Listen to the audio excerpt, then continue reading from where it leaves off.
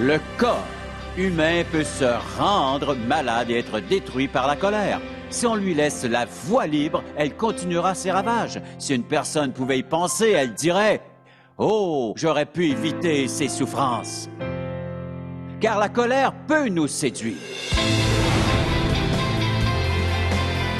Obéissez à Dieu et laissez-lui toutes les conséquences. Vous devez combattre à genoux. On récolte ce qu'on sème. Et encore plus avec les intérêts. Nous sommes plus grands et plus forts à genoux. Dieu peut remuer ciel et terre pour nous indiquer sa volonté. Des mots et des actions de notre part sans aucune pensée pour les conséquences sont une indication de malaise. Premièrement, cela témoigne de notre immaturité, de notre manque de sagesse et de considération. Ce manque de souci proviendra parfois d'un mal qui vient de l'intérieur. Nous vivons à une époque où les gens n'aiment pas parler, ne veulent même pas penser aux conséquences. On fait ce qu'on veut aujourd'hui et on se moque de demain. Mais pourtant, chacun de nos mots et actions engendre des conséquences. Elles sont parfois bonnes, parfois pas si bonnes.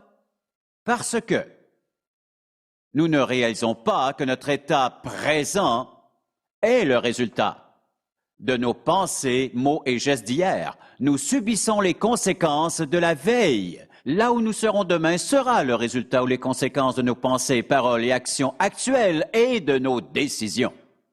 Cela s'applique non seulement aux individus, mais également à notre nation, car nous vivons toutes les conséquences des décisions prises auparavant. Et en y réfléchissant bien, chaque aspect de notre vie renferme son lot de conséquences. Et un de ces aspects chargés de conséquences est la colère. La colère semble être, au premier abord, sans gravité. On se dit, tout le monde peut se fâcher. Et c'est vrai. Mais la colère comporte ses conséquences et elles font plus de ravages qu'on pourrait le penser. L'actuel message est la deuxième partie d'une série sur le thème de la colère. Ce message portera sur les conséquences de la colère. Vous serez peut-être surpris du nombre de conséquences et aussi comment elles nous affectent. Et je vais vous encourager à prendre votre crayon et du papier pour pouvoir les prendre en note, car si vous êtes une personne en colère, ou alors vous connaissez une telle personne, ces notes pourront vous être utiles. Or, si vous êtes en colère, vous l'êtes peut-être depuis longtemps, et vous pensez que cela ne regarde que vous, que ce n'est pas grave, qu'il ne faut pas s'alarmer. Mais je veux vous faire voir que la colère est dévastatrice. Veuillez prendre avec moi le 4e chapitre d'Éphésiens. Nous nous pencherons sur 2 versets. Et on peut remarquer à propos de ces versets que, par le seul fait que Paul ait dit et écrit cela, et la façon qu'il l'a écrit indique que la colère comporte ses conséquences. Nous commencerons au 26e verset du 4e chapitre. Paul écrit, « Si vous vous mettez en colère, ne péchez point. Mais comment se fâcher sans pécher? Nous y viendrons. Que le soleil ne se couche pas sur votre colère. Et ne donnez pas accès au diable. Mais comment se mettre en colère sans péché? Si c'est une juste indignation, ce n'est pas péché. La colère, comme telle, peut ne pas être un péché si c'est une bonne colère. Sans aucune animosité, ni ressentiment, ni hostilité envers quelqu'un d'autre. Si vous vous mettez en colère, ne péchez point. Il existe donc un danger rattaché à la colère, et il nous avertit de rester vigilants. Ensuite, si vous êtes en colère, que le soleil ne se couche pas sur votre colère. Ne vous couchez pas la nuit avec une colère sur le cœur. Donc, réfléchissons aux conséquences de la colère dans la vie des gens. La première de ces conséquences sera évidemment une relation brisée entre la personne en colère et Dieu. On ne peut avoir une bonne relation avec Dieu et être en colère contre quelqu'un d'autre. La Bible est claire. Si tu te souviens que ton frère a quelque chose contre toi, laisse là ton offrande devant l'autel et va te réconcilier. Cette relation est donc brisée. On ne peut pas dire « j'ai une bonne relation avec Dieu », mais si vous saviez ce que ces types m'ont fait, non. Pour être en paix avec Dieu, soyez-le avec les hommes. Deuxièmement, une autre conséquence est d'autres relations brisées. Quand 2 personnes sont fâchées l'une contre l'autre, elles ne peuvent avoir la même relation que 2 personnes qui sont amies ou dans une relation de couple. Par exemple, mari et femme ne peuvent avoir une bonne relation si la colère est présente dans leur vie, dans leur cœur. Ils sont l'un contre l'autre. Et cette atmosphère de colère engendre un esprit critique. Si on est en colère contre quelqu'un d'autre, il devient naturel d'entretenir un esprit critique car celui-ci sert alors à justifier la colère. Et cet esprit de critique se transforme en esprit de jugement. Je vais te dire ce que je pense de toi. Ainsi, une petite colère se met à se multiplier et elle prend toutes sortes de chemins et d'avenues. Ensuite, bien sûr, un sentiment de malaise car une personne en colère sera agitée et anxieuse. On note une absence de paix chez cette personne quand elle est en colère parce que la colère implique des émotions. Donc, où est le bonheur, où est la joie, où est la paix? Et lorsque deux personnes se disputent, leur vie entière est affectée. Et n'allez pas penser, ça va mal au travail, mais à la maison. Je peux oublier ces disputes au bureau. Non, non, non, non. Vous ne serez pas en colère là, en la laissant là, parce que vous l'apporterez à la maison. Car rappelez-vous, elle est au-dedans. Même si vous conduisez pendant 1000 kilomètres pour vous rendre à la maison, vous serez encore en colère chez vous.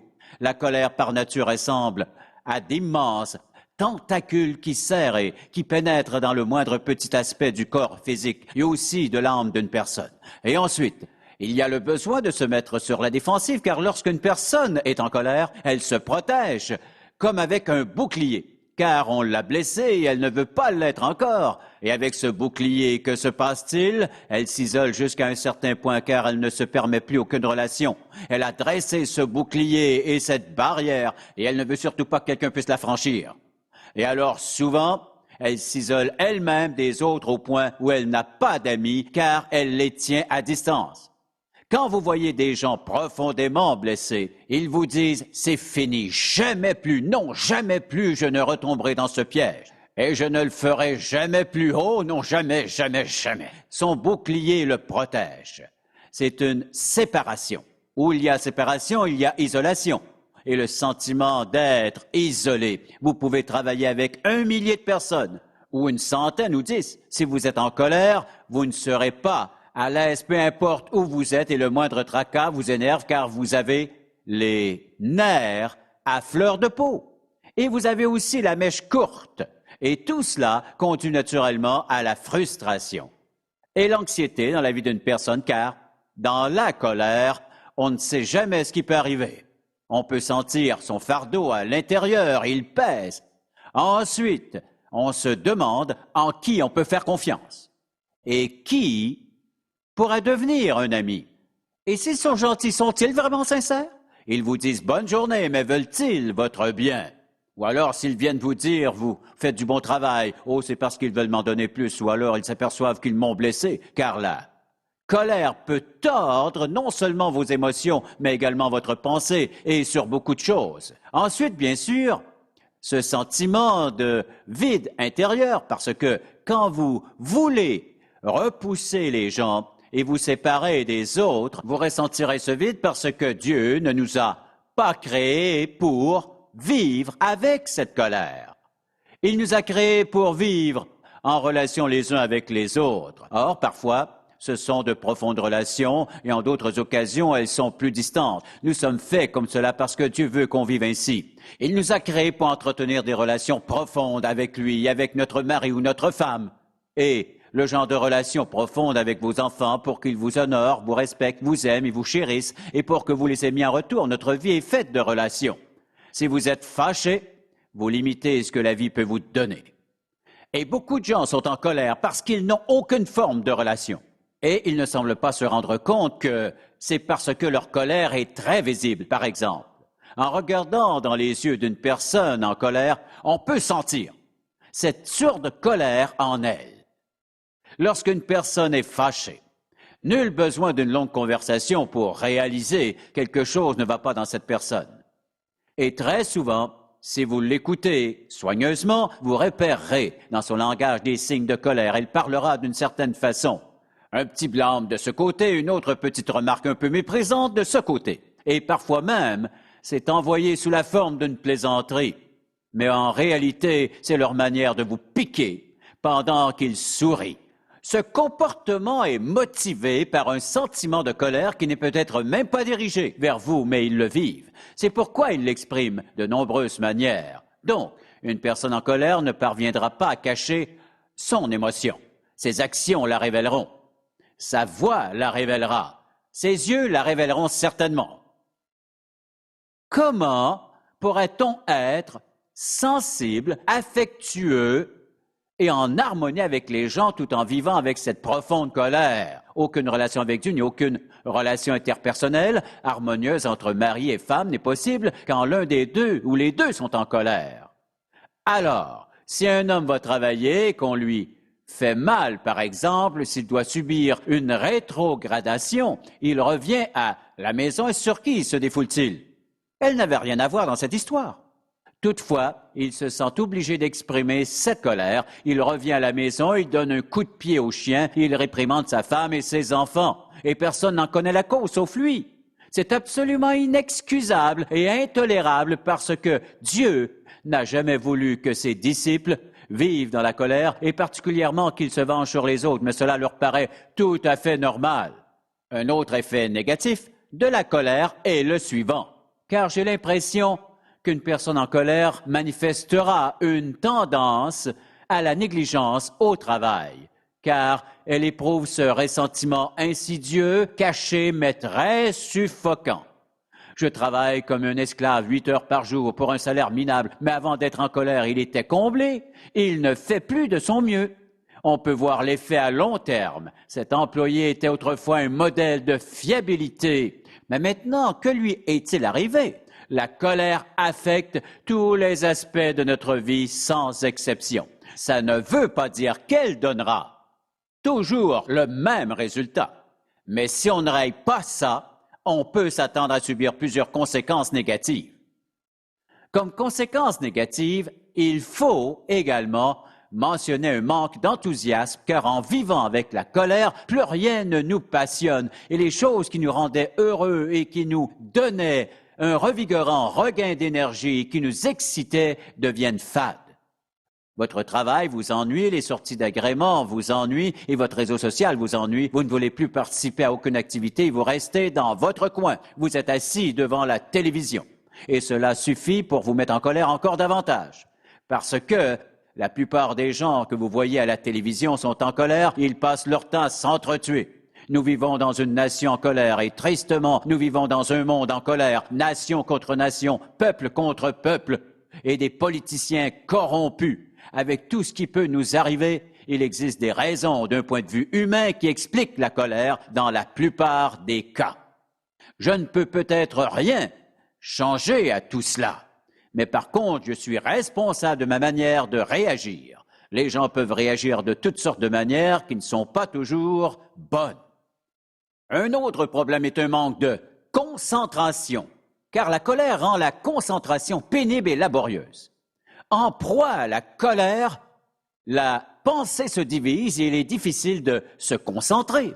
On note aussi une tendance à remettre à plus tard, et les gens en colère ne peuvent pas vous dire pourquoi, mais ils remettent à plus tard parce qu'ils ne peuvent pas se concentrer. Et ils savent qu'on a des attentes envers eux, mais ils ne veulent pas que personne ne leur dise quoi faire. Et cette pression accumulée les rend confus et frustrés et mine leur processus de pensée sans même qu'ils puissent s'en apercevoir. Si vous leur demandez s'ils sont en colère, non, je ne le suis pas. Mais vous savez que ça ne va pas et la situation est encore pire quand la personne ne se rend même pas compte qu'elle est en colère. La colère est aussi une cause d'obésité. Une personne très en colère peut réagir comment? Elle mange ses émotions. Je veux de la crème glacée, du gâteau au chocolat. Je veux ceci, cela, mais elle essaie plutôt de satisfaire un besoin. Ce n'est peut-être pas la seule cause, mais on a déterminé une relation entre l'obésité et la colère. Certaines industries alimentaires ramassent des fortunes en vendant de la malbouffe dont les méfaits sur l'organisme sont connus de tous, mais les gens en mangent à cause du réconfort qu'ils peuvent en tirer.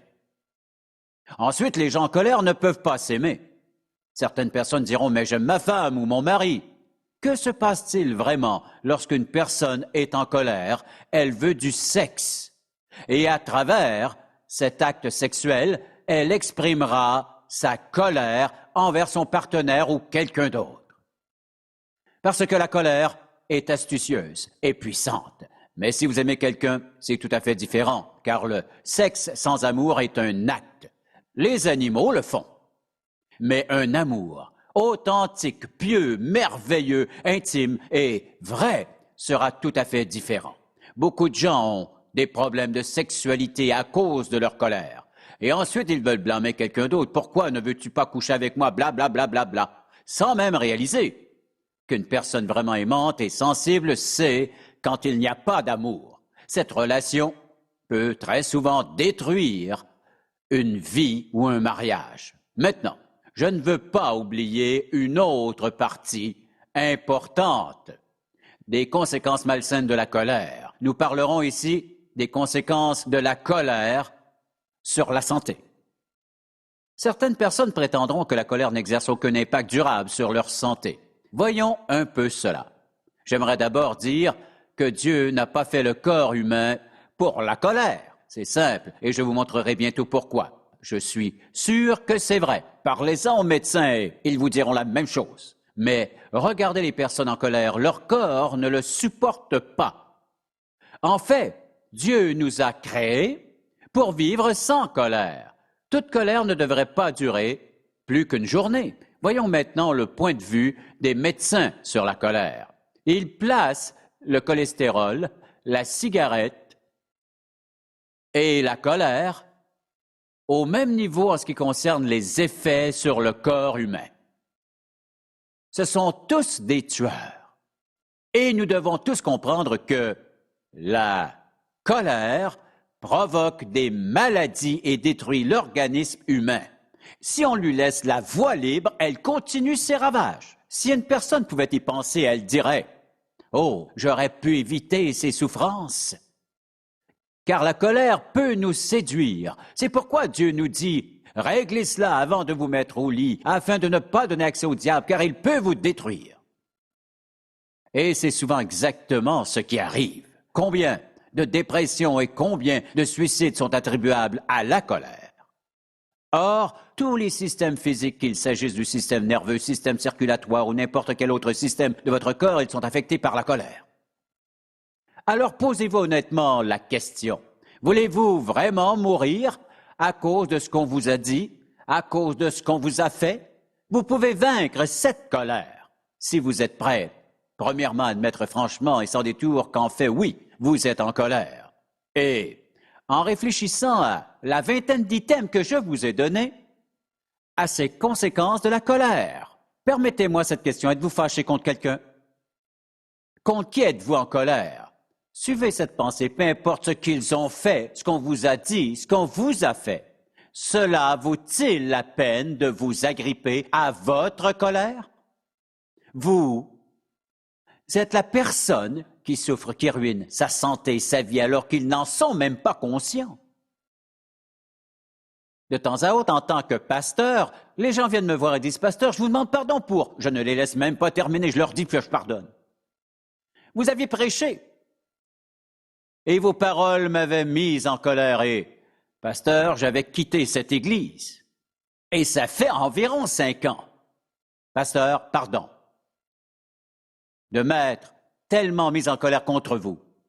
Ça a pris 5 ans pour qu'il me demande pardon. J'aurais pardonné le lendemain, on se serait expliqué. 5 années à souffrir de la colère d'amertume, de ressentiment à cause d'une parole qu'ils avaient mal comprise. Quel affreux gâchis! Car je le répète encore, si nous sommes en colère, quelqu'un d'autre en souffrira. Quelqu'un d'autre devra souffrir à cause de notre colère. Et nous allons maintenant parler de ce quelqu'un d'autre. Nous savons comment la colère nous affecte, mais qu'en est-il des gens qui vivent autour de nous? Et particulièrement des personnes qui nous sont chères, mari, femme. Pensez-vous qu'un brin de colère n'a jamais fait de mal à personne? Oh, mais oui. Donc, qu'arrive-t-il? Quand nous sommes en colère, nous nous défoulons sur quelqu'un d'autre. Ça fait mal. Combien d'hommes et de femmes ont pleuré pendant la nuit à cause d'une blessure résultant de la colère de leur conjoint? Des mots, des gestes qui font mal, vraiment très mal au-dedans. Naturellement, un sentiment de séparation s'installe. Si vous êtes en colère contre quelqu'un, ils se sentiront séparés. Il en est de même pour un sentiment d'isolement ou d'exclusion.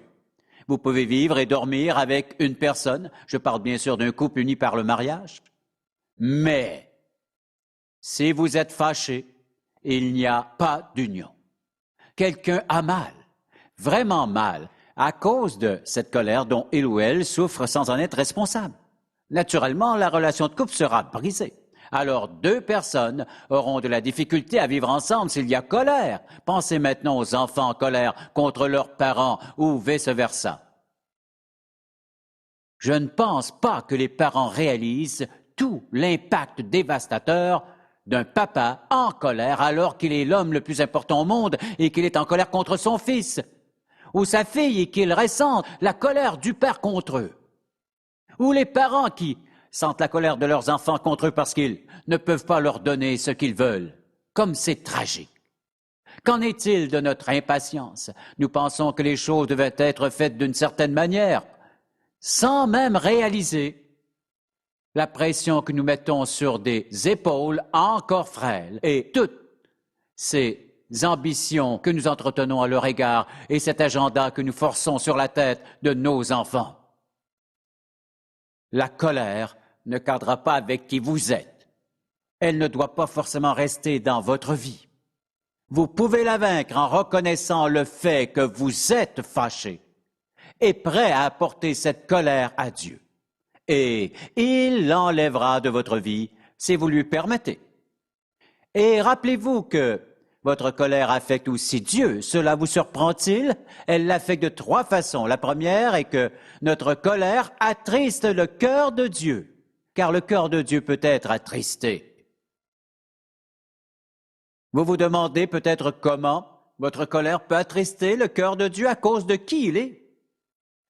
Et deuxièmement, elle nuit à son œuvre. La colère nous empêche d'accomplir ce que nous devrions accomplir. Quand Dieu essaie de faire appel à une personne en colère, elle refusera souvent. Alors, Dieu ne peut pas travailler dans la vie de cette personne.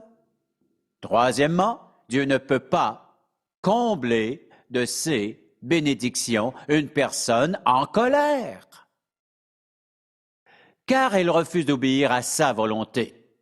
Alors Dieu est affecté, elle est affectée, et tout son entourage est affecté, bien qu'il soit tout à fait innocent.